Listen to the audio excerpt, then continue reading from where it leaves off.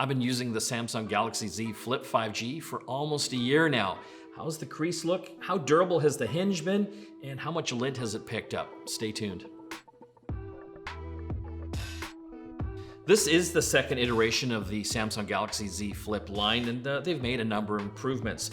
There are kind of two versions of flip phones out there right now with the folding screens. There's this traditional style here that you might remember from back in the Motorola flip phone days.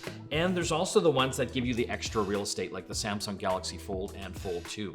This one has the screen on the front, and it basically opens up to give you a giant screen on the inside. Great for web browsing, great for watching movies, but it's pretty bulky. That's what I think really drew me to the flip phone itself. Overall, it's a very slim design. So it's about the same size roughly as a regular phone that doesn't fold. It's got the notch up here for the selfie cam. It also has the 5G capability and a fingerprint scanner on the side as well. So there were a lot of things that I liked about it. Overall, the big thing obviously is the folding screen. It's got a real cool factor, and anytime that I bring it out when I'm out and about, people are always very impressed and want to see more of it. I also like the overall form factor as well. So comparing this to a lot of other phones out on the market and even the iPhones, you can see it is a larger screen, but it's taller. But skinnier. So that was kind of a feature for me. I like being able to comfortably hold it in one hand. I like the fact that it had the fingerprint reader on the side. I'm not a big fan of the ones that have it built into the screen. I just don't find them overly accurate yet. Overall, it's the Flip. I mean, how cool is that? Being able to fold it down into that small size. And then just being able to put it in my pocket, it just feels a lot more comfortable when I'm going out. So I did have some concerns when I first picked up this phone and started using it, and probably the same as a lot of people having a look at this. How durable is it? Not only from the screen itself, like what's that crease going to be like after a few months or even a year? And the hinge, like how durable is that? How much junk and lint is going to get caught in there?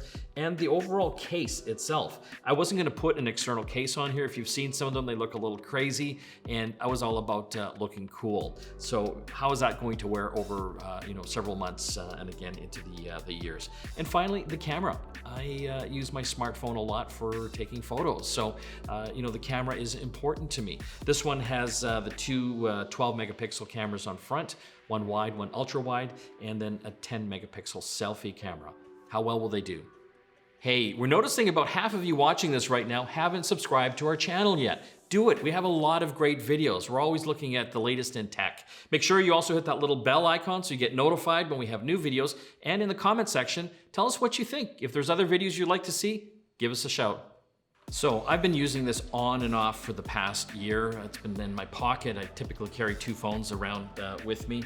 Overall, I really enjoy the Flip design here, and it's actually very useful for certain things. I watch a lot of videos. We're doing videos, I'm always proofing them, or I'm watching other YouTube videos. You can see right now I can just basically fold it, sit back and relax, whereas other phones obviously you either have to have a special stand or have it in your hand. I did enjoy the fact that this folds up really nice and compact, so this is easy for taking around with me. I appreciated having the little clock on the outside here as well, so I could always check the time at a glance.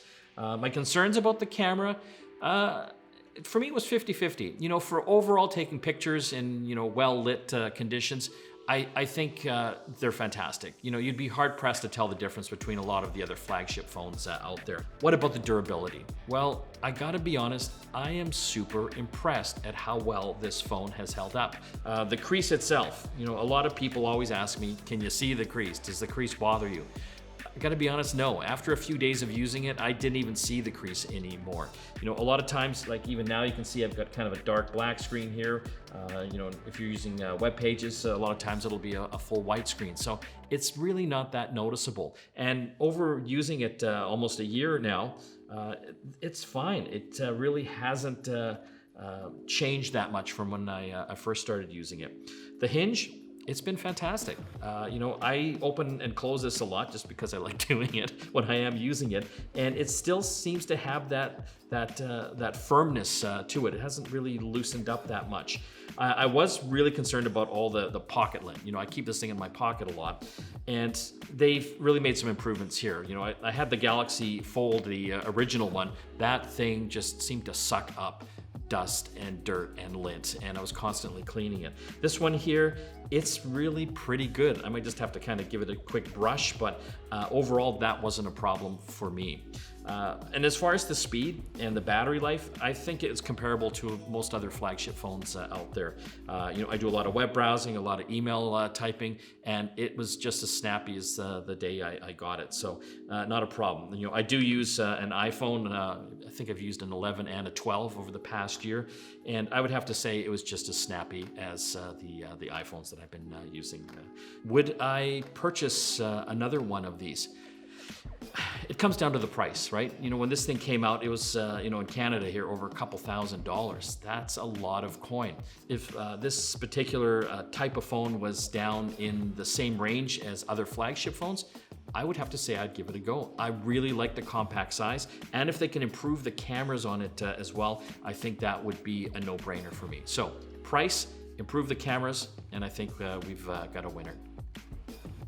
I really hope you enjoyed this video. Make sure you subscribe to our channel, and we would love to hear from you. Would you get a folding screen flip phone? What does the price have to be? Are you in the market for one? And what if Apple gets into the game? What would you need to see from Apple to get you into a folding flip phone from them? Love to hear from you in the comments.